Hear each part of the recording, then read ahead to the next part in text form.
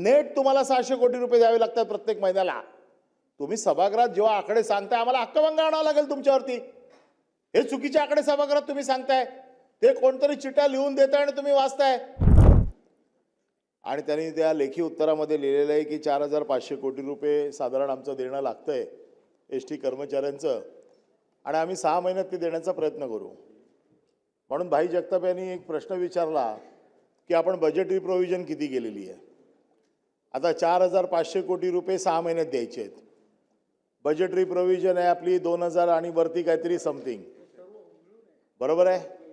म्हणजे हे पूर्ण परिवहन खात्याला मिळालेले 2000 काहीतरी समथिंग पैसे हे पूर्ण परिवहन खात्याला मिळालेले आहेत। एसटीचे फक्त 4500 कोटी आहेत, ते तुम्ही सभागृहात आता रेकॉर्डवरती सांगताय की आम्ही 6 महिन्यात देणार आहे। तुम्हाला मिळालेच आहे 2000 समथिंग, तुम्ही देणारा 4500 ते सुद्धा 6 महिन्यात। 2000 आणखीन वरती काही पैसे तुम्हाला वर्षभरासाठी पूर्ण परिवहन खात्याला मिळाले आहेत।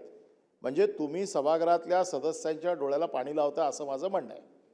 आता विषय असा आहे याच्यामध्ये की एसटीच्या कर्मचाऱ्यांचा साधारण नेट पगार आपल्याला 600 कोटीच्या आसपास द्यावा लागतो। 600 कोटीचा हिशोबाने जर तुम्ही पकडलं तर किती पैसे होतात 6 महिन्याचे, वर्षभराचे किती होतात? कशाच्या आधारावरती तुम्ही हे सांगताय की 4500 कोटी आम्ही 6 महिन्यात देऊ? तुमचं बजेटच नाहीये। दररोजचे एसटी डेप्रिसिएट आहे 600 कोटी। तुम्हाला फक्त कामगारांच्या पगाराचे नेट, म्हणजे ज्याच्यामध्ये प्रॉव्हिडंट फंड नाही, इनडायरेक्ट बेनिफिट नाही, बाकीच्या कुठल्या फॅसिलिटीज नाही, नेट तुम्हाला 600 कोटी रुपये द्यावे लागतात प्रत्येक महिन्याला। तुम्ही सभागृहात जेव्हा आकडे सांगताय आम्हाला हक्कभंग आणावा लागेल तुमच्यावरती। हे चुकीचे आकडे सभागृहात तुम्ही सांगताय, ते कोणतरी चिठ्ठ्या लिहून देताय आणि तुम्ही वाचताय। 600 कोटी रुपये नेट तुम्हाला द्यावे लागतात। त्याच्यामुळे वर्षाचं त्यांचं जे बजेट आहे त्याचा तुम्ही हिशोब करा।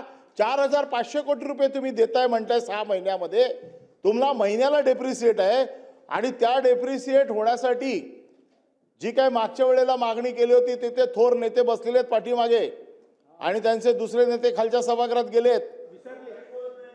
या दोन नेत्यांचं म्हणणं जर त्यावेळेला आता तरी मान्य करा, एसटी कामगारांना सरकारी कर्मचारी आता तरी घ्या, म्हणजे ह्या भानगडीत करावे लागणार नाही। आता त्यांचा आवाज बंद झालेला आहे, कारण जास्त बोलले तर बाहेर काढतील। आणि म्हणून माझे 3 स्पेसिफिक प्रश्न आहेत की बजेटचं तुम्ही जे काय आता जे काय सांगितलेलं आहे दुरुस्त करत असाल तर उत्तरात परत दुरुस्त करा। 4500 कोटी रुपये तुम्ही जे 6 महिन्यात देणार आहात हे तुम्ही देऊ शकत नाही, कसे देऊ शकता हे एक तर सांगा।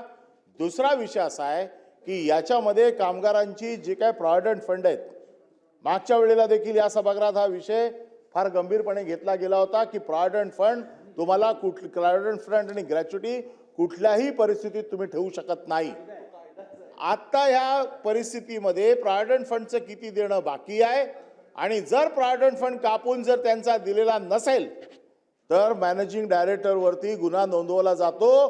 तो मॅनेजिंग डायरेक्टर वरती तुम्ही गुन्हा नोंदवणार आहात का, हा दुसरा प्रश्न आहे। आणि तिसरा प्रश्न आहे, या सगळ्यातनं जर सुटायचं असेल तर एसटी कर्मचाऱ्यांना सरकारी कर्मचारी म्हणून तुम्ही त्यांना सरकारी कर्मचारी म्हणून सामील करून घेणार आहात का? सभापती महोदय, प्रताप